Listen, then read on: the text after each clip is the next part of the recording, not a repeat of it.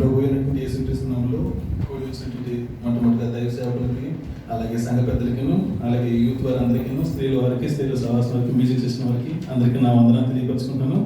మరి దేవుడు మనతో ఏమై మాట్లాడాలనుకుంటున్నాడో కొద్ది మాటలు దేవుడు మనతో మాట్లాడే ఉన్నాడు. మరి మనందరం కూడా బైబిల్ ఉన్నట్లే బైబిల్ తెరిచి పేదలు రాసినటువంటి మొదటి గ్రంథం, మొదటి పత్రిక 2వ అధ్యాయము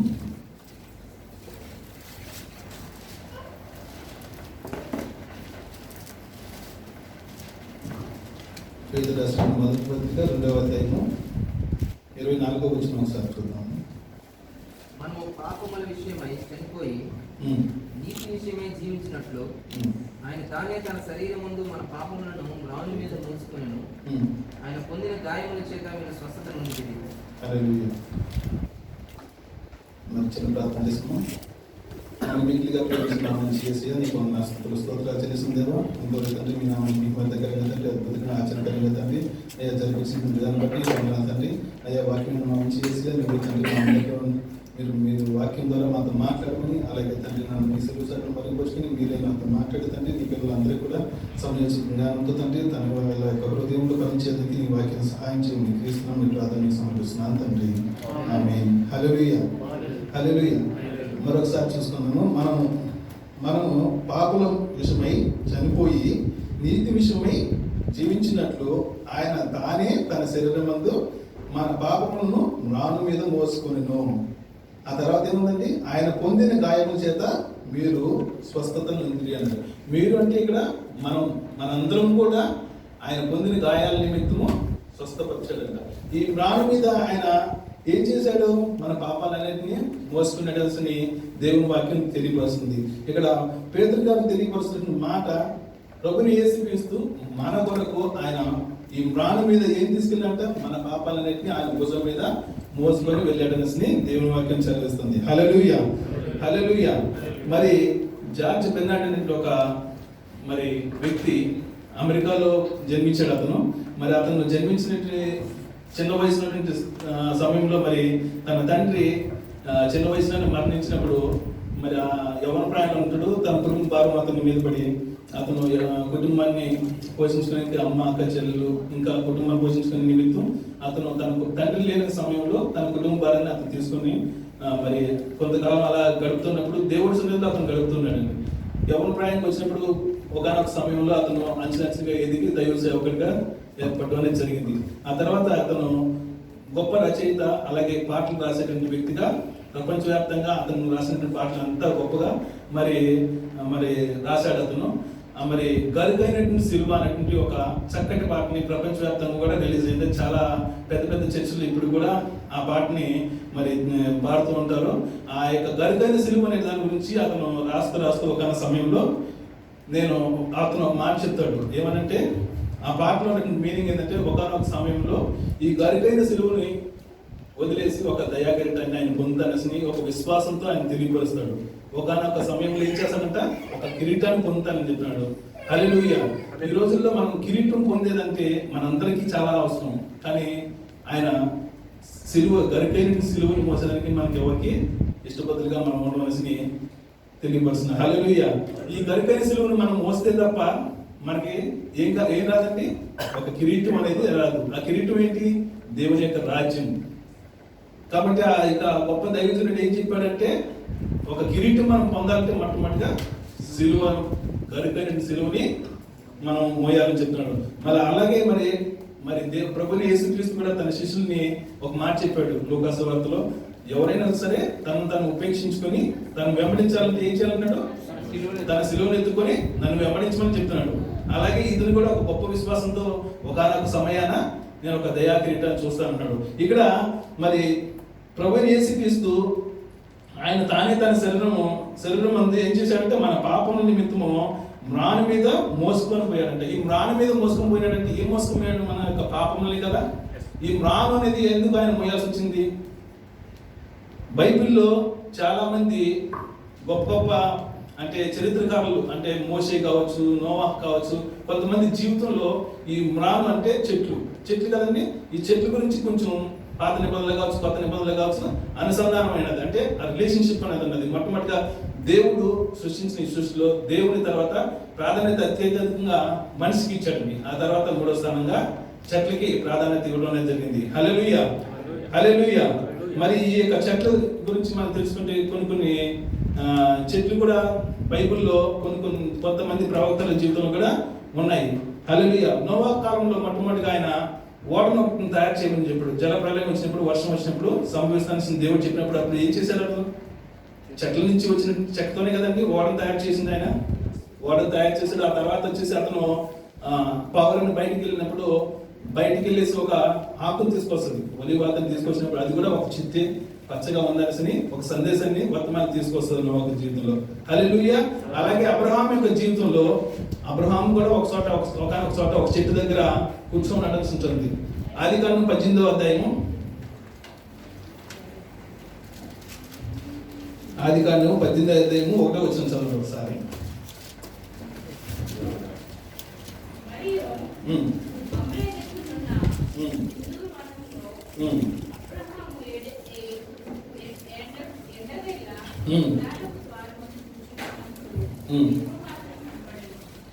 చూడండి ఇక్కడ ఆయన ఎక్కడ కూర్చున్నాడంట?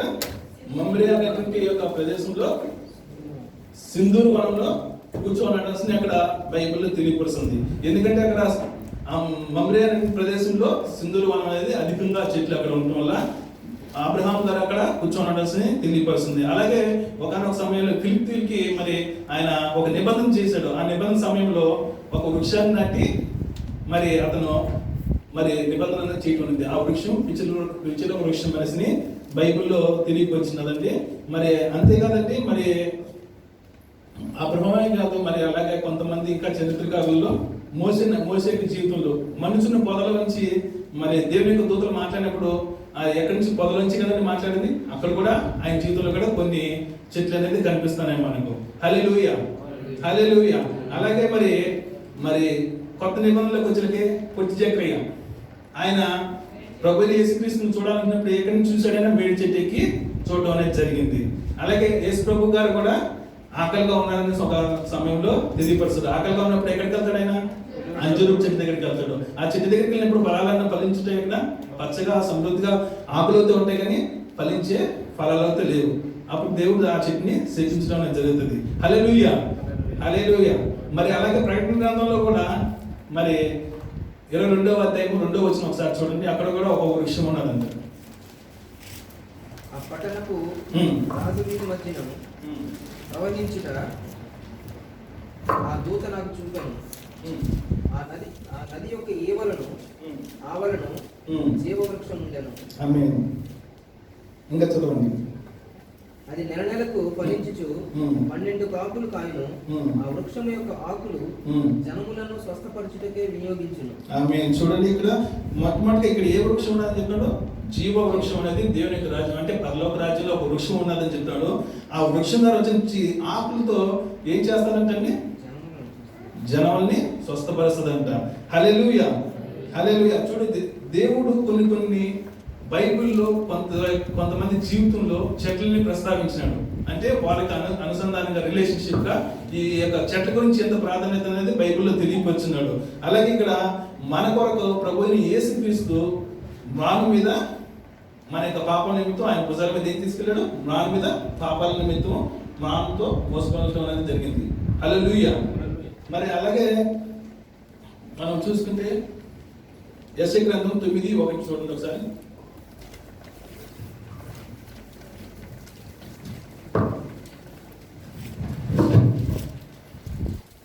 9:6. ఆమేన్.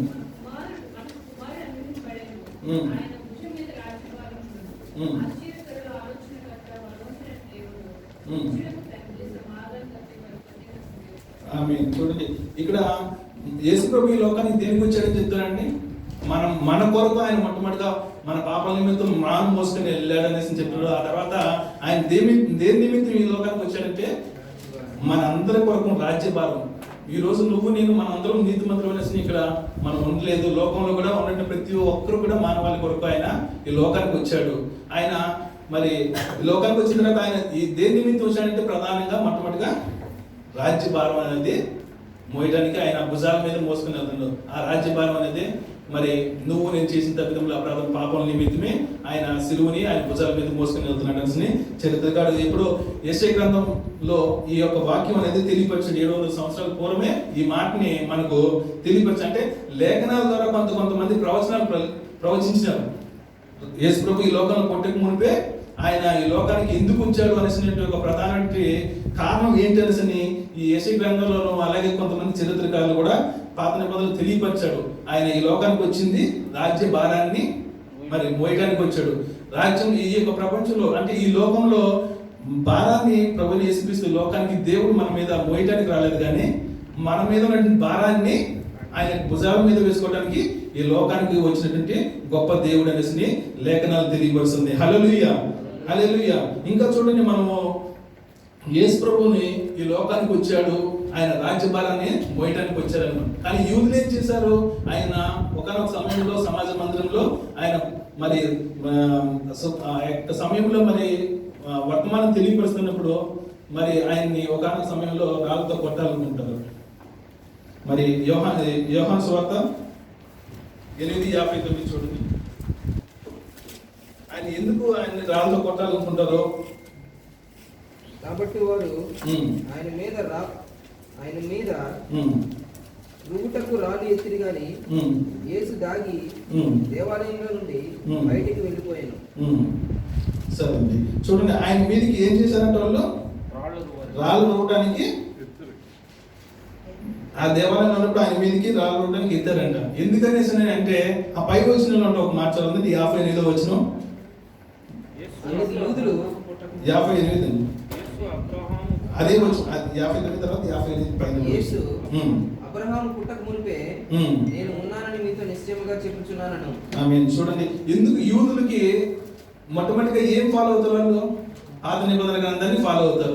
కానీ ఈ అబ్రహాం ఎప్పుడు వాడు పాత నిబంధనలో ఎప్పుడో ఉన్నాడు. మరి క్రీస్తు ప్రభుని యేసుక్రీస్తు యూదులు వీళ్ళకి అందరికీ తెలిసినట్లే ప్రభుని యేసుక్రీస్తు కన్యకైనటువంటి మరియకు పుట్టి వాళ్ళందరి ముందు తిరిగినటువంటి వ్యక్తి కనుక వీళ్ళందరూ యూదులందరూ కూడా ఏం చేస్తారంటే ఆయనకంటే నేను మునిపే ఉన్నానని చెప్తే వీళ్ళందరూ కోపం వచ్చి మరి ధర్మశాస్త్రాన్ని ధిక్కరిస్తున్నానని మా ముందు పెరిగిన వ్యక్తి అనేసి ఆలోచించి వాళ్ళందరూ కూడా ఆయన్ని కొట్టడానికి రాళ్ళు తీసుకుని రువినారు అక్కడ. హల్లెలూయా. మరి అలాగే చూడండి, మరి ఒక సందర్భంలో ఆయన్ని తలకిందులుగా కింద పడేయాలనేసి చూస్తారు. ప్రభుని యేసుక్రీస్తుని తలకిందులుగా ఆయన్ని మరి పడేయాలని చూస్తారు. లూకా సువార్త 28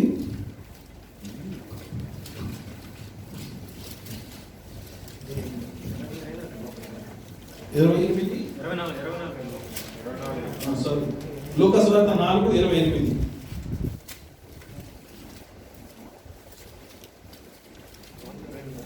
సమాజ మందిరంలో ఉన్న వారందరూ మాటలు విని ఆగ్రహంతో నిండుకొని లేచి ఆయనను పట్టణముల నుండి వెళ్ళగొట్టి ఆయనను తలకిందుగా పడద్రోయవద్దని తమ పట్టణకు కట్టబడిన కొండపేట వరకు ఆయనను తీసుకుని పోయిరి.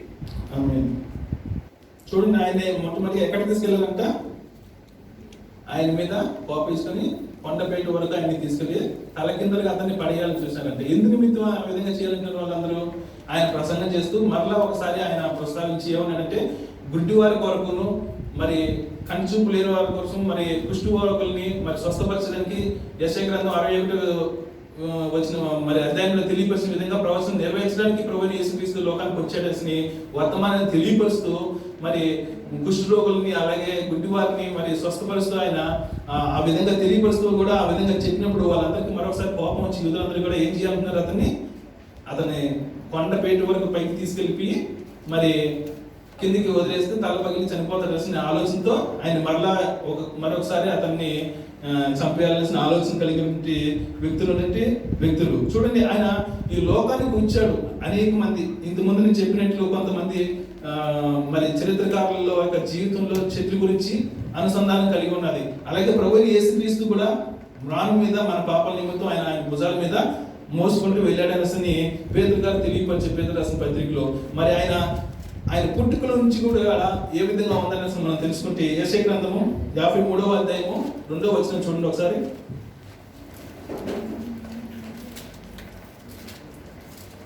53 లేత మొక్క వలె ఎండిన భూమి ఎండిన భూమిలో మొలిచి మొక్కవలే అతడు ఆయన ఎదుట పెరిగెను. అతడు స్వరూపమైనను సొగసైనను లేదు.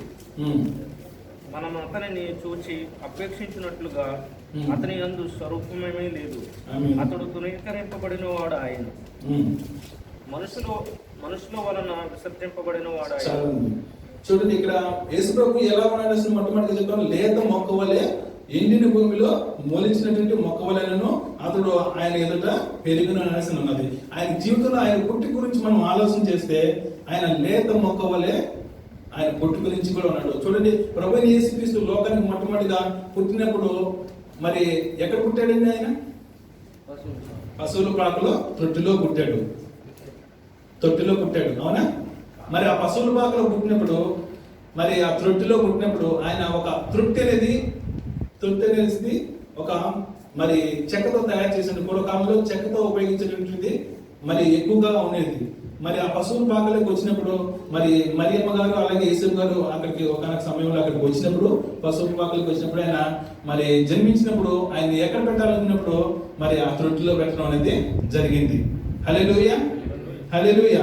అలాగే ఆయన మన పాపముల నిమిత్తము ఏం చేశారంటే ఆయన మన కొరకు సిలువ యాగమయ్యి ఆయన మన యొక్క పాపం నిమిత్తం ఆయన భుజాల మీద సిలువ అనేది మోయటం అనేది జరిగింది.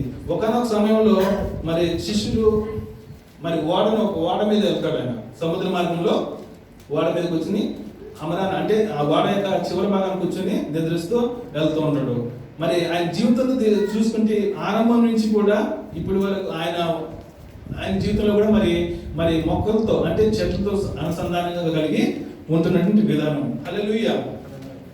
మరి వచ్చిన చూసుకుంటే మరి పూర్వకాలంలో అయితే మరి చెట్లకు సంబంధించి అంటే ఓడలు తయారు చేయాలన్నా, ఇల్లు కట్టాలనేసిన కానీ మరి ఎక్కువగా చెట్ల నుంచి వచ్చేటువంటి యొక్క కలప ద్వారా మరి తయారు చేశారండి. ఎప్పుడైతే టైటానిక్ షిప్ 1912లో తయారు చేసినప్పుడు అంతకు ముందంతా కూడా మరి చెట్లతో కలిగినటువంటి ప్రతి ఒక్కటి కూడా మరి కలిగినటువంటి విధానం తయారు చేస్తా ఉన్నారు. ఆ తర్వాత ఈ టైటానిక్ షిప్ వచ్చినప్పుడు కొంచెం నాగరికత మారింది, ఆర్థికంగానో మరి డెవలప్ చేసి యుగం మారే కొద్దీ మరి షిప్పులు తయారు చేసేది కానీ ప్రతి ఒక్కటి కూడా మరి మెటల్తో తయారు చేయడం ఆ కాలంలో జరిగింది.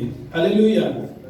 మరి అలాగే ప్రభువుని యేసుక్రీస్తు మరి ఆయన యెరూషలేములో ఉన్నప్పుడు మరి యేసుతో కూడా ఆయన దేవుని యొక్క సువార్త ప్రకటించడం అంతవరకు రాక మునుపు ఆయన ఎక్కడున్నాడు? యేసుతోనే కలిసి ఉన్నాడు కదండి. ఆయన్ని వడ్రంగి కుమారుడు అనేసి కూడా పిలిచేవాడు. ఎందుకంటే యేసు ఏం పని చేసేవాడు? వడ్రంగి పని చేసేవాడు. తన యొక్క జీవితం ఇంచుమించు 30 సంవత్సరాల వరకు కూడా మరి లోక సంబంధమైన తండ్రిగా అతన్ని మరి అనకపోయినా కానీ అతనితో కలిసి ఉన్నాడు కనుక కన్యకైనటువంటి మరియకు ప్రదానం చేయబడిన విధానం బట్టి అతనితో కూడా కలిసి ఉండి 30 సంవత్సరాలు అతనితో సహకారంగా ఉండి మరి వడ్రంగి పనులు కూడా అతను పాలుభాగస్తుడిగా ఉన్నాడని ప్రభువుని యేసుక్రీస్తు అనేసి లేఖనాలు తెలియపరుస్తుంది. హల్లెలూయా. అలాగే మరి ఆయన మరి ఆ తర్వాత ఆయన సువార్త దేవుడు చెప్పినటువంటి పనులు ప్రతి ఒక్కటి కూడా లేఖనాలు నెరవేర్చడానికి మరి ఆయన చేసినటువంటి ప్రతి ఒక్క కార్యాల నిమిత్తము ఆయన మరి అక్కడి నుంచి వెళ్ళటం మరి అనేక కార్యక్రమాలు చేయటం అనేది జరిగిందండి. హల్లెలూయా.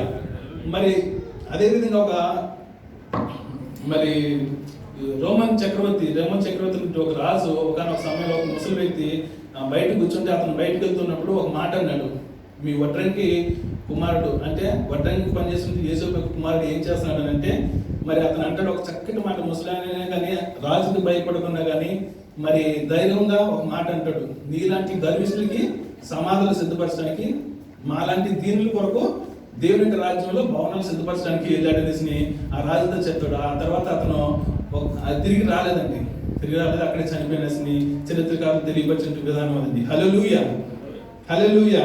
మరి అలాగే ప్రభువైన యేసుక్రీస్తు మ్రాను మీద ఎందుకు చనిపోవడం అనేది జరిగింది? ఈ మ్రాను అనేది ఆయన మీద ఎందుకు మోయాల? ఇది ఇప్పుడు నూతన నిబంధనలో ఉందా, అది అలాగే లేకంటే పాత నిబంధన నుంచి కూడా ఈ కార్యక్రమం అనేది ఉందా అనేసి ఆలోచన చేస్తే ద్వితీయోపదేశ కాండము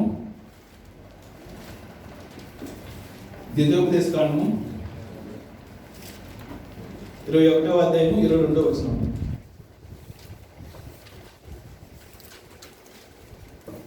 మరణ శిక్షకు తగిన పాపము ఒకడు చేయగా అతను చంపి చంపి మ్రాను మీద వేలాడించిన ఎడల అతని శవము రాత్రి వేళ మ్రాను మీద నిలవకూడదు. వేలాడదీయబడిన వాడు దేవునికి శాపగ్రస్తుడు కనుక ఈ దేవుడైన యెహోవా స్వాస్థ్యంగా ఇచ్చుచున్న దేశమును నీవు అపవిత్రపరచుకున్నట్లు అగత్యముగా ఆ దినమున వారిని పాతి పెట్టవలెను. హల్లెలూయా. చూడండి, ఇక్కడ ద్వితీయోపదేశ కాండంలో మరణ శిక్షకి తగినటువంటి పాపం ఒకటి చేసిన యెడల అతను ఏం చేయాలన్నాడో మ్రాను మీద వేలాడి చేయాలన్నాడు. మన ప్రభువైన యేసుక్రీస్తు ఏం పాపం చేశాడని ఆయన ఆ యొక్క మ్రాను మీద వేలాడి తీశారండి? మరి ఆయన యూదులు రాజాల్సి. కానీ ఈ పాత నిబంధనలో మొట్టమొదటిగా ఈ యొక్క ఆచారం అనేది అంటే మ్రాను మీద అతి భయంకరమైన పాపం అది ఎవరైతే చేసింటారో వారికి మాత్రమే ఈ శిక్ష అనేది మరి విధించడం అనేది జరుగుతుంది. ఇక్కడ మరి ప్రభువుని యేసుక్రీస్తు ఏ పాపం చేయలేదు. పొంతు పిలాతు కూడా మరి ఈయన యందు నాకు ఏమీ దోషము అంటే తప్పు ఏమి కనిపించలేదు, ఈయన నేను శిక్షించడానికి నేను అర్జునుడు కాదాల్సినప్పుడు చేతులు కడుక్కుంటే కదండి. మరి ఈ పాత నిబంధనలో ఈ ఉన్నటువంటి విధానము అంటే మ్రాను మీద భయంకరమైన పాపం చేసిన తప్ప ఇంకెవరికి ఈ శిక్ష రాదు. మరి ఈ యొక్క ద్వితీయోపదేశ కారణాన్ని మరి పూర్వం నుంచి కూడా చూస్తే లా అనేది మొట్టమొదటిగా ఈ ద్వితీయోపదేశాన్ని ఉద్దేశించి ప్రపంచవ్యాప్తంగా కూడా లా అనేది కూడా సిద్ధపరచడం అనేది జరిగింది. ఈ ప్రపంచవ్యాప్తంగా ఇప్పుడు మనకు లా పుస్తకాలు అన్నీ ఉంటున్నాయంటే ఈ యొక్క చరిత్రకాలు తెలియపరిచిన విధానంగా ఈ ద్వితీయోపదేశ కాలం నుంచి ఈ లా అనేది కూడా మరి తెలియపరచడం అనేది జరిగిందండి. చూడండి, ఇక్కడ రాసినటువంటి మరణ శిక్షకి తగినటువంటి పాపం ఒకటి చేశాను. ఎవరైతే చేసిందో వాడికి మాత్రమే సిలువ యాగం అవుతున్నాడు. ప్రభువైన యేసుక్రీస్తు ఏ పాపం చేయలేదు, అయినప్పటికీ ఆయన సిలువ యాగం అయినాడు. దానికి కరెక్ట్ అయినటువంటి మెసేజ్ మరి అపోస్తలుడైన పౌలు గారు ఒక మాట చెప్తారు. గలతీయులకు రాసిన పత్రిక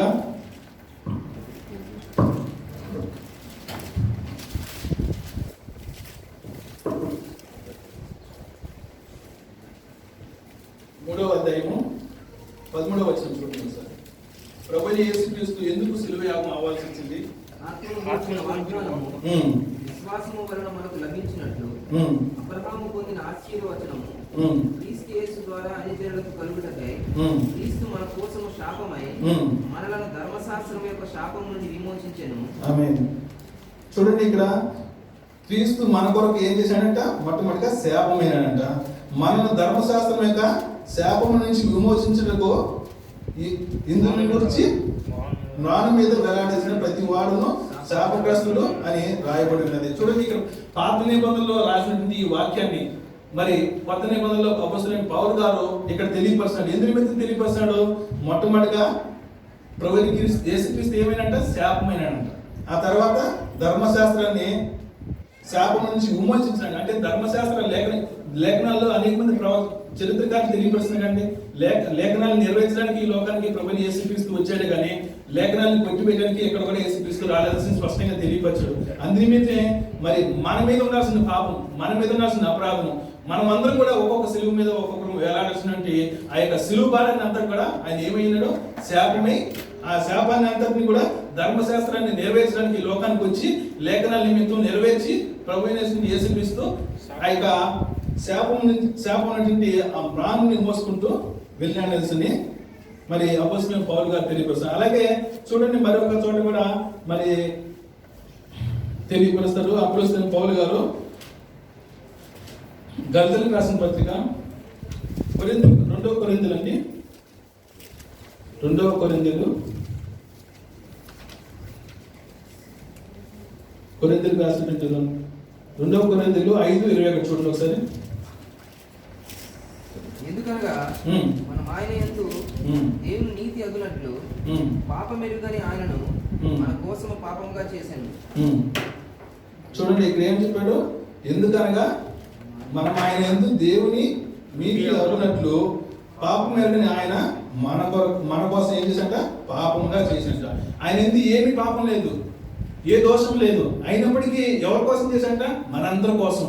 తండ్రి చిత్తాన్ని ఈ లోకంలో తండ్రి చిత్తాన్ని నెరవేర్చిన ప్రభువైన యేసుక్రీస్తు ఈ లోకానికి జన్మించిన తర్వాత మన పాపల నిమిత్తం అపరాధాల నిమిత్తం ఆయన ఏమైనాడు? మొట్టమొదటిగా శాపమై ఆ యొక్క ధర్మశాస్త్రంలో విధించేటువంటి ఆ యొక్క సిలువ యాగం అనేది అతి భయంకరమైనటువంటి ఆ మ్రాను మీద మరణం అనేది సంభవిస్తుంది. ఎటువంటి వారికి అది భయంకరమైన పాపం చేసినటువంటి వ్యక్తులకి మాత్రమే ఆ శిక్ష అనేది ఆ కాలంలో విధించేవారు అనేసి తెలియపరచారు. అట్లీతనే మరి ఇక్కడ కూడా చెప్తాను చూడండి, ఆ పాపం అంతటిని మోసుకొని పోవడానికి ప్రభువు యేసుక్రీస్తు లోకానికి వచ్చాడు.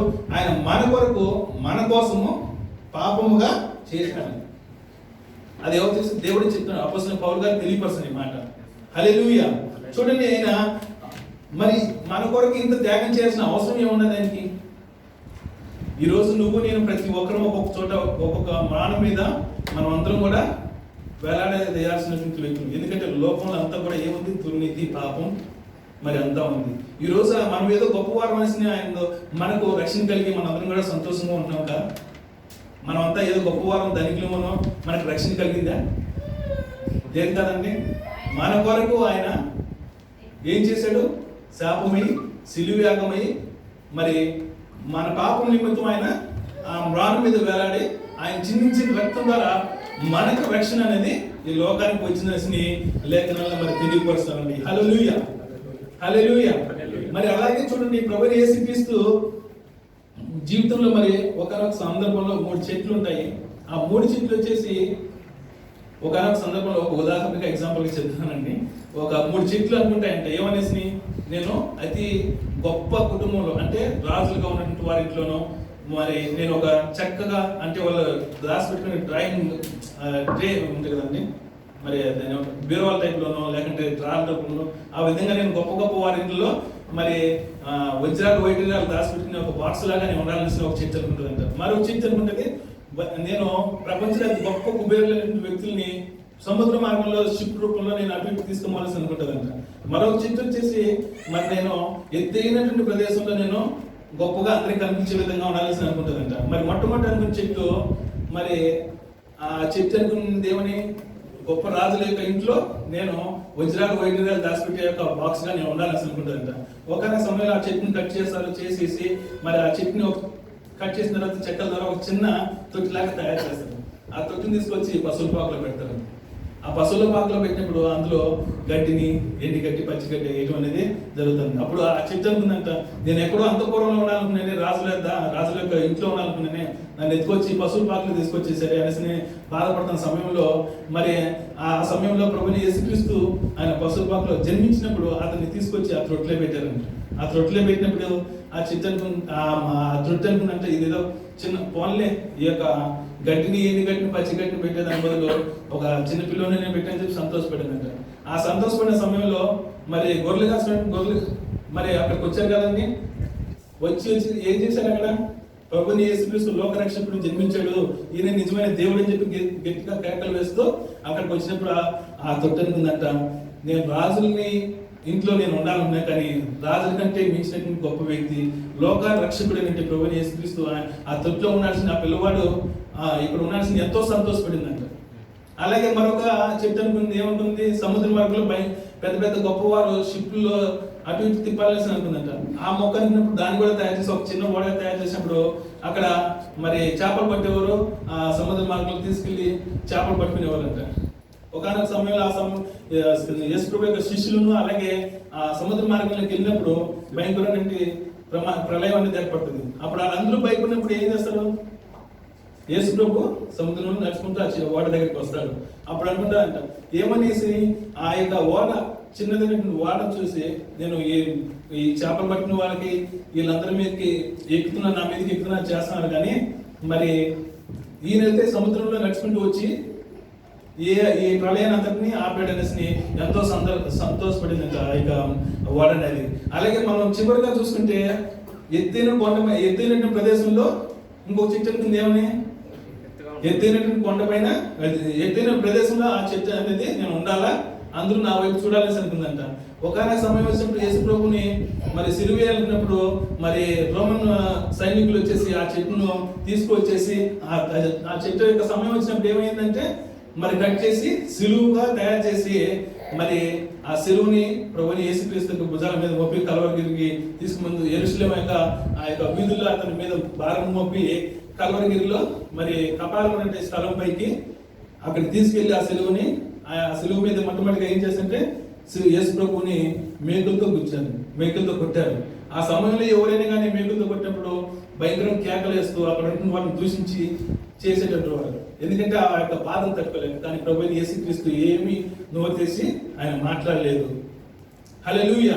ఆ సమయంలో మరి ఆ చెట్టు నాకు ఏమీ మాట్లాడలేదు, ఇతను ఎవరో మరి గొప్పవాడే అనేసి అనుకుంది. కానీ ఆ యొక్క తొలగాతున్నటువంటి ఆ కొండ పైన యేసుక్రీస్తుని సిలువ వేసిన తర్వాత అతను అందరూ కూడా చుట్టూనంతా బాధపడుకుంటూ కొంతమంది ఏడుస్తూ ఉంటే ఈయన ఎవరో గొప్పవాడు, ఆయన అందు నిమిత్తమే నాకు ఈ సిలువ వేగమైన కానీ ఏమి నోరు చేసి మాట్లాడలేదనేసి అనుకుందంట. చూడండి, చెట్లు అనుకునే ఏమనేసి రాజుల యొక్క గృహంలోనూ అలాగే గొప్ప గొప్ప వారిని సముద్ర మార్గంలో తీసుకొని పోవాలని రావాలనేసి అలాగే ఎత్తైనటువంటి ప్రదేశాలని ఉండాల్సిన చెట్లని. కానీ వాటి తలంపుల కంటే ప్రభుని యేసుక్రీస్తు లోకానికి వచ్చినటువంటి విధానం బట్టి వాటన్నిటి కూడా ఈ లోక రక్షకుడిని అంటే లోకంలో జన్మించిన వారి అందరికంటే గొప్పవాడు ప్రభుని యేసుక్రీస్తుని అవి మోయటం కానీ అవి జరిగింది. మరి ఎంత గొప్ప ధన్యత అవి అంటే చెట్లు అనుకునే విధంగానే మనుషుల యొక్క జీవితంలో కూడా మనం ఆలోచించే ఆలోచన కానీ మన తలంపులు కానీ ఒక విధంగా ఉంటాయి, కానీ దేవుడు చేసిన తలంపులు కానీ ఆలోచన కానీ మరొక విధంగా ఉంటాయి. కనుకనే దేవుడు చేసే మేలు ఎప్పుడు కూడా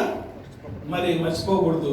అలాగే ఆయన సిలువ వేసిన తర్వాత మరి ఆయన చిందించిన రక్తం ఉందండి, ఆ రక్తం ద్వారానే మనకు రక్షణ కలిగింది కదండి.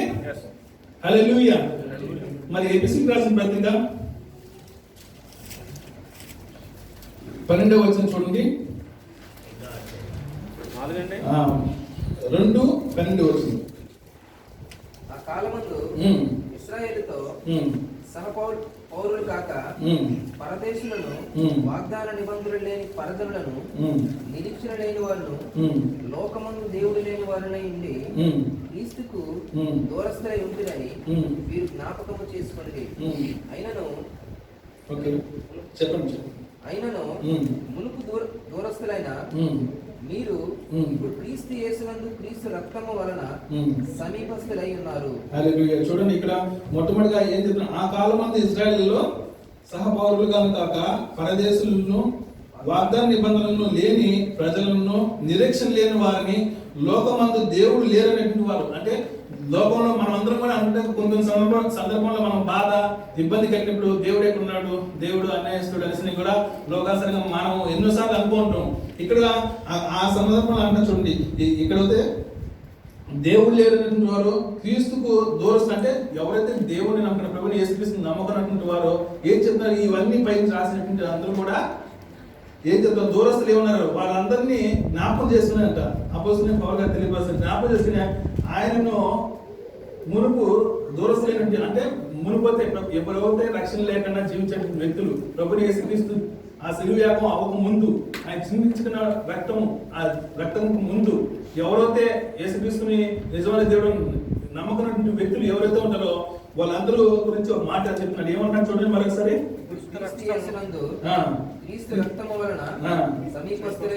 చూడండి, ముందు క్రీస్తు యేసునందు అని చెప్పారు, తర్వాత క్రీస్తు రక్తము ద్వారా సమీపస్తులై ఉన్నారని దేవుని వాక్యం ఇక్కడ తెలియపరుస్తుంది. ఈ రక్తం ద్వారానే ప్రభుని యేసుక్రీస్తు